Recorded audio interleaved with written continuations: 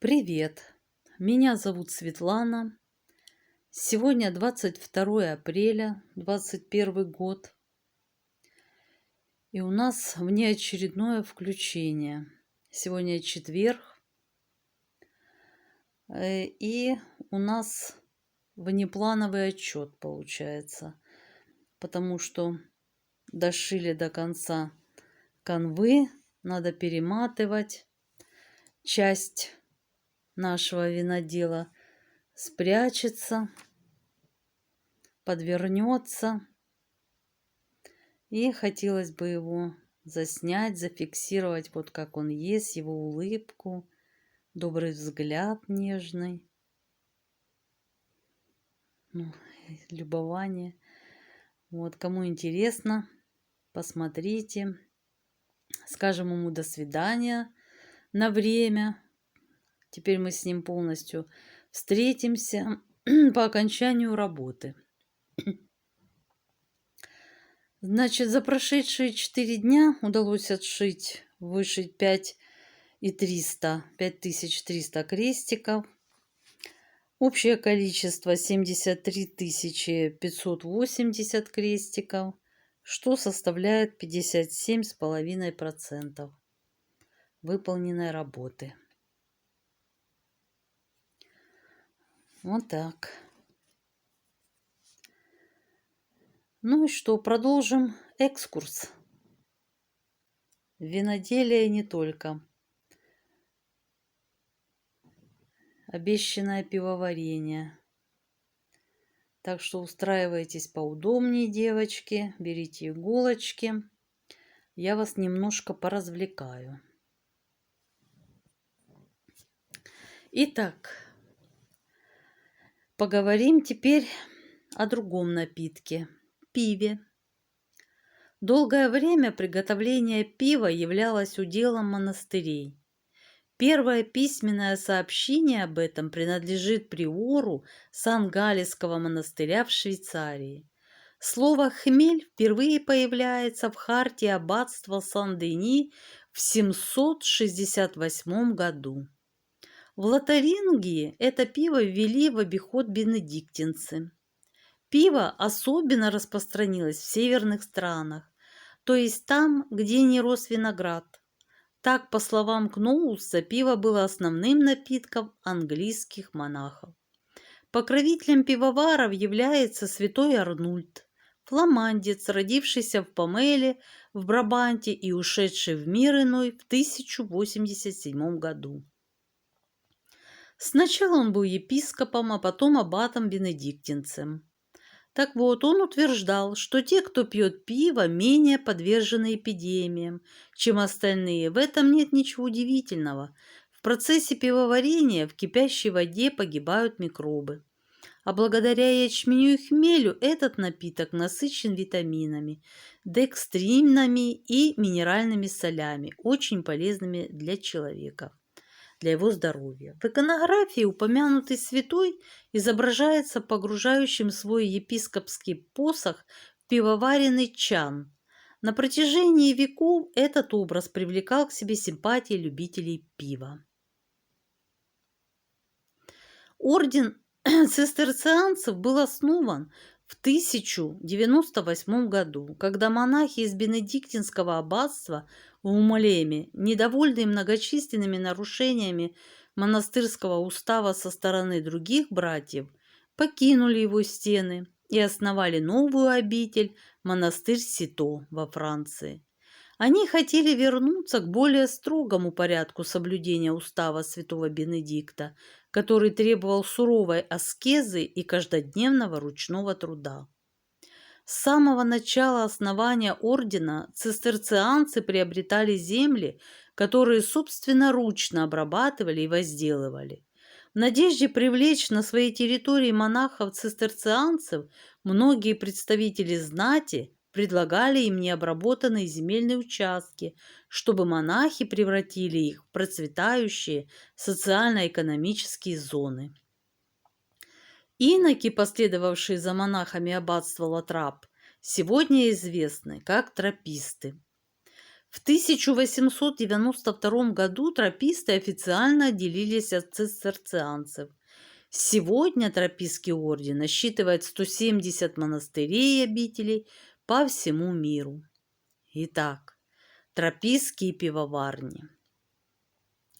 Ведя уединенный образ жизни, наполненный молитвами и трудом, монахи, тем не менее, активно поддерживали такие ценности, как гостеприимство и милосердие. Монастыри были известным пристанищем для путников и всех страждущих, кто искал безопасное и чистое место, где можно утолить голод и жажду достойной пищи. Монахи зарабатывали себе на пропитание, в том числе самостоятельно производили многие пищевые продукты и напитки, потому в их стенах всегда были пиво и вино. В те времена уровень чистоты воды был чрезвычайно низким, и она являлась источником многих заболеваний. В процессе пивоварения вода очищалась, а напиток обогащался многими полезными питательными веществами. Пиво, как и вино, было безопасным для здоровья человека и важной частью его ежедневного рациона питания. В 1820 году, монастырь Святого Галла разработал документ, который впоследствии станет основой монастырского пивоварения в Средневековье. Он предусматривал строительство 3 пивоварен. Одну для производства пива, предназначенного для путников и в качестве средства оплаты в ходе бартерных сделок, другую для производства пива, потребляемого самими монахами, а третью для варки пива для нужд нищих и страждущих, благотворительное пиво. Каждая пивоварня варила пиво разного качества, при этом благотворительное пиво изготавливалось на основе менее востребованных ингредиентов. Постепенно была выработана система многоэтапного промывания дробины. Со временем монахи обнаружили, что неоднократное промывание дробины позволяет получить максимум пива из одного затора. Впервые это наблюдение было сделано и задокументировано иезуитскими пивоварами, которые пиво с 5% алкоголя предлагали путникам, а 2,5% полученного после промывки второго сусла использовали для собственных нужд. Следующий важный шаг был сделан после того, как монахи осознали, что люди готовы платить больше за более крепкое пиво. В результате количество промывок увеличилось. После фильтрации первого сусла получали насыщенное и ароматное пиво. Фильтрация второго сусла позволяла получить второе по качеству пиво. А результатом последней промывки дробины был наиболее слабый напиток. Пиво, полученное на основе первой промывки, предназначалось, понятно, для гостей продажи. Пиво, изготовленное после 2 фильтраций сусла, шло на внутренние нужды монахов. И уже пиво, сваренное после 3 промывок, предлагали нищим. Вероятно, благодаря этой системе пивоварения и зародились такие термины, как сингл, дубель, трипель и квадрюпель. Монахи стали оперативно внедрять новые технологии и оборудование для повышения качества их пива. Они полагали, что поскольку они трудятся ради и во имя Господа, плоды их труда должны быть максимально высокого качества. Это был один из ведущих принципов монастырской жизни на протяжении всей истории существования монашеских орденов. Чтобы получить специальный логотип «Настоящий трапинский продукт», нужно было выполнить несколько условий. Итак, первое. Пиво должно быть сварено в стенах тропистского монастыря самими монахами или под их контролем. Второе. Пивоварня должна иметь вторичную значимость для деятельности монастыря и подчиняться практике ведения бизнеса, которая соизмерима с монашеской жизнью. Третье. Пивоварня является некоммерческой организацией.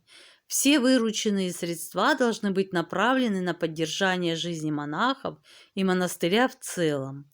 Любые излишки денежных средств подлежат использованию монастырем в благотворительных целях. И качество пива подлежит регулярному мониторингу. По состоянию на 2018 год в мире действует 12 официально признанных тропических пивоварен, которые могут использовать специальный логотип «Настоящий тропический продукт». Вот так, девочки, познакомились мы с вами сегодня с таким продуктом, как пиво, его изготовление, появление и дело рук все тех же монахов. Вот такие трудяшки. И в Средневековье тоже претерпевали и гонения. Ну, вот так. Вот такой небольшой экскурс в историю пивоварения.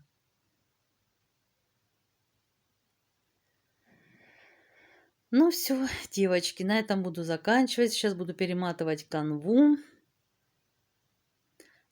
Не знаю, в воскресенье, ну, может, я, конечно, сниму видео, что я там успею вышить.